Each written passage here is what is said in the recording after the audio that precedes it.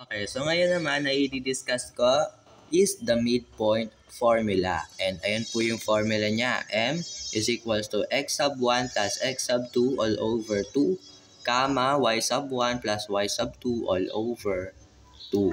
So kung sa distance formula, ang hinahanap po natin doon is yung distance between 2 points. So dito naman po is we're going to find the midpoint of the midpoint between 2 points. So meaning, hindi yung haba yung hahanapin natin, yung gitna nila. Okay po, kaya siya tinawag na midpoint formula. So para mas maintindihan, let us have an example. Okay, so first example, we have find the midpoint of the 3, 2 and 5, 6. So, ganun pa rin po yung way ng paghahanap ng value ng x sub 1, x sub 2, y sub 1, x sub 2. So, kung ano po yung naunang comma, yun po yung 1.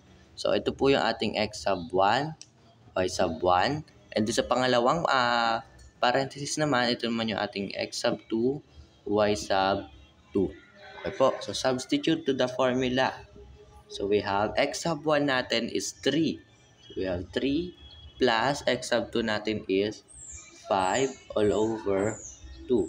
O, parenthesis, and then y sub 1 natin is 2 plus y sub 2 natin is 6 all over 2. So, simplify. So, we have m is equals to 3 plus 5, that is 8 all over 2. And then 2 plus 6, that is 8 all over 2. And then, divide. 8 divides 2 is 4, 8 divides 2 is 4. So, the midpoint between these 2 points is 4, 2. So, para ma-prove ko yan, let us graph. So, we have graph here. Let us graph para makita nyo na yan talaga yung midpoint nila. Okay, so we have 3, 2. So, that is x-axis. So, we have 1, 2, 3, 4, 5. Kasi yung isang x sub 2 is hanggang 5. So, dito naman sa y-axis, that pataas lang yan. So, hanggang 6. 1, 2, 3, 4, 5, 6. So, dito, ito yung 1, 2, 3, 4, 5. 1, 2, 3, 4, 5, 6. Okay po. So, let us plot this first point. So, we have 3, 2. So, dito yon katapat niya. And then, ito naman, 5 and 6. So, ito yung x-axis hanggang 6. So, pataas. And, pag-connect natin yan. So, that is the distance between these 2 points. And then, yung midpoint down niyan is 4, 4.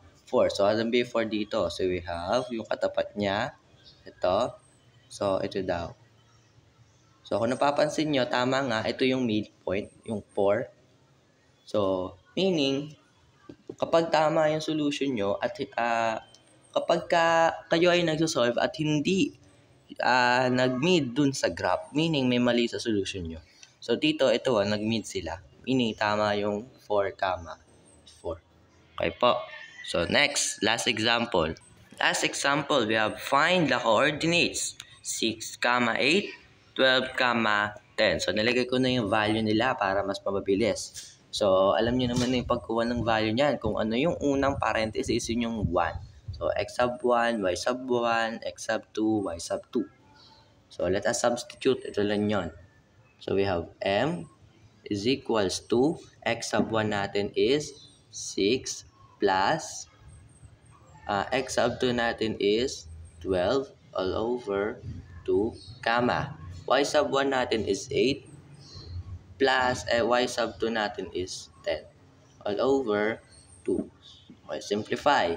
So we have m 6 plus 10. 6 plus 10 is 18 all over 2. So 8 plus 10 is 18 also all over 2. And then simplify. 18 divides 2 is 9, comma 18 divides 2 is also 9. Okay po. So, yan yung midpoint between these 2 points.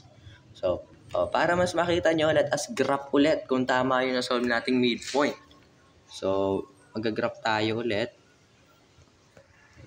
So, yung x-axis natin dapat ay 12 kasi 12 yung x sub 2, yung pinakamataas. So, we have 1, 2, 3, 4, 5, 6, 7, 8, 9, 10, 11, 12. Ito na lang pinakadulo yung 12. Dito yung 12. So, we have 1, 2, 3, 4, 5, 6, 7, 8, 9, 10, 11, 12. Basta dito yung 12, yung pinakadulo. So, yung ating y-axis dapat 10 kasi yung y sub 2 natin is dapat 10 hanggang 10. So, we have 1, 2, 3, 4, 5, 6, 7, 8, 9, 10. Ito yung 1, 2, 3, 4, 5, 6, 7, 8, 9, 10. Okay po. So, let us now graph. So, 6, 8. So, yung 6 natin dito, ito yon hanggang 8. So, ito yon. Tama ba? Magkatapat ba? Ayan. And then, yung 12, 10, yung pinakadulo, ito yon. Yan. And then, pinag-connect. Yan na. Yun na yung distance between these 2 points. And then, yung midpoint daw is 9. So, ito yung 9. Hanapin natin. 9. And then, ito yung 9. So, dapat magkatapat sila. So, ito yon. Okay, magkatapat ba? Yes. And then, tumama nga. Tama dun yung midpoint. So, meaning, tama po yung midpoint natin na 9, 9. So, yun lang po for today's video, the midpoint formula. Next is the standard form of the equation of a circle. Thank you for watching.